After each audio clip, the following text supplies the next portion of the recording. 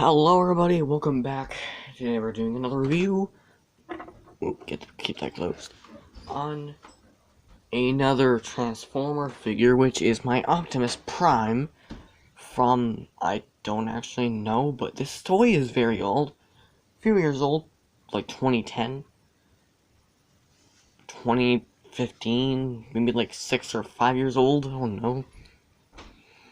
But this guy is from Transformers, and he is Optimus Prime, which I mean, he's one of my favorite characters, but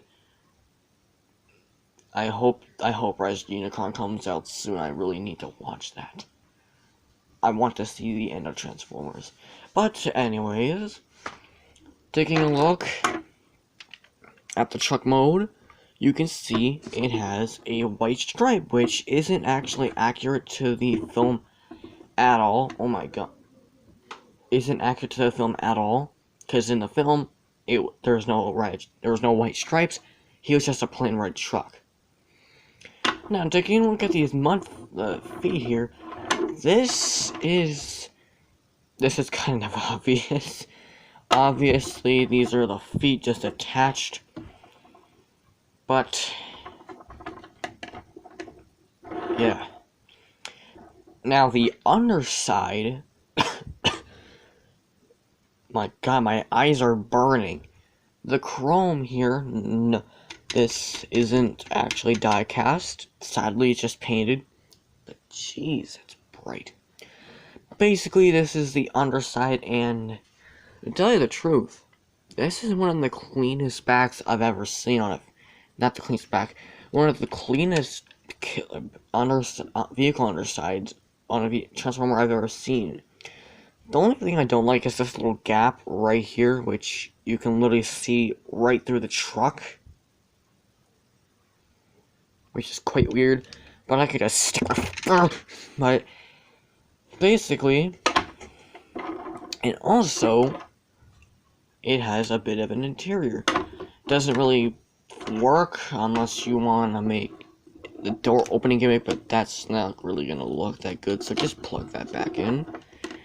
Now, let's get to what I have that's really problem lately. This doesn't tab in at all, and yes, the head is there, it doesn't tab in. That's why I keep these panels up, because if I didn't, it would just flop right over. So putting that and putting this down helps it just a little bit. Now, actually no, scale. Alright. My Ferrari, my Ford GT Mustang, my Ford 150 Raptor, and the beast himself, my SWAT van. Overall, this guy's pretty good for size, but transformation-wise, not that much. First, what you want to do is you want to untab these panels, and then you want to pop off the hood. That will be useful later. Next, you want to pull that up, flip out the head. Actually, you know what? Just leave that step for now. Next, you want to come to the back, flip these down, bring out the oh my god. Bring out the arms, flip them aside, just like this. Stretch them out, fold out the hand, collapse this, and then turn it around. Do the same thing on the other side. Now what you want to do is you want to put on that ice. Forgot to scroll that around. Next you want to bring up this entire assembly. Flip these flaps down. That one's tight. Flip out the feet. Separate the legs. Fold in the bumper. Turn the entire torso around. But you can't turn it all the way because of this. So you want to flip out the head. Fold that back up. Fold that up. Turn it all the way. And you're done. Now, also, forgot the transformation for the hood. First thing you want to do is want to push down that, separate the entire halves, collapse that, just like that. Fold out the cannon, fold out the barrel. There you go. This can soar into here, which doesn't look that bad. But here we have the robot mode, and this is actually quite cool.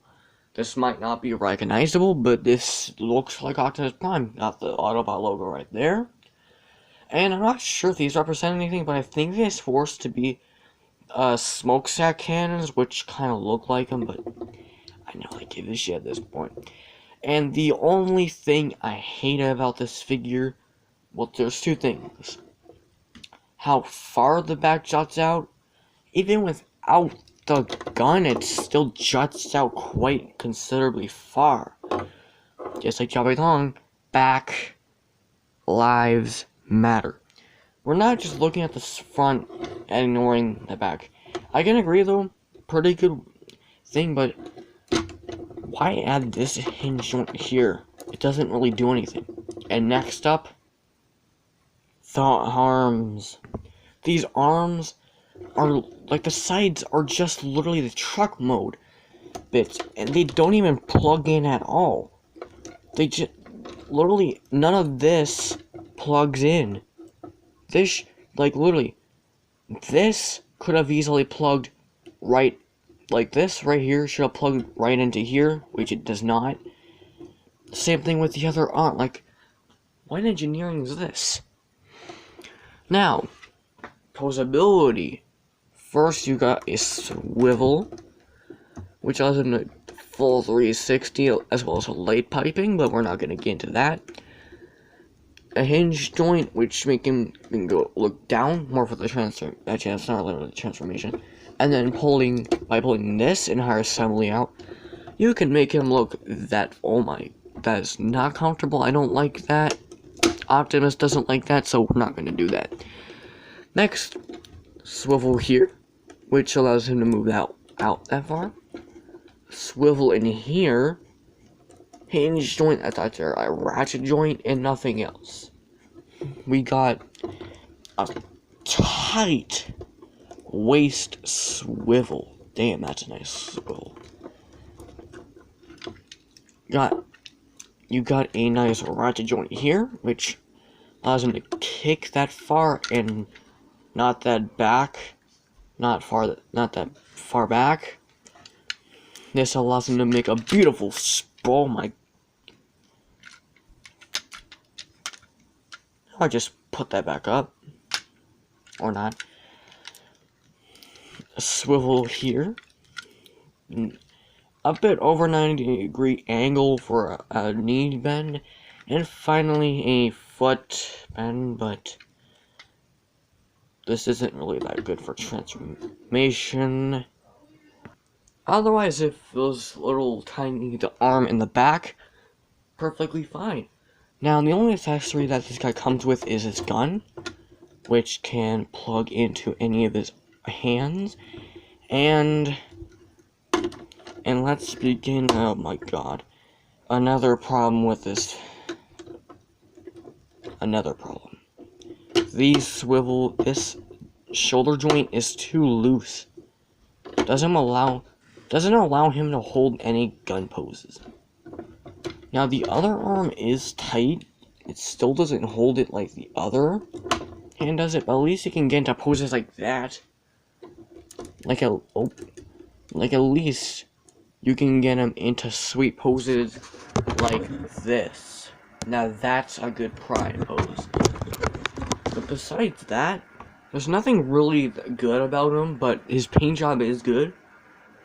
And the fact that his truck mode is better than his robot mode, which shouldn't be a thing. Usually both modes should be equally good, but the truck modes are better than this.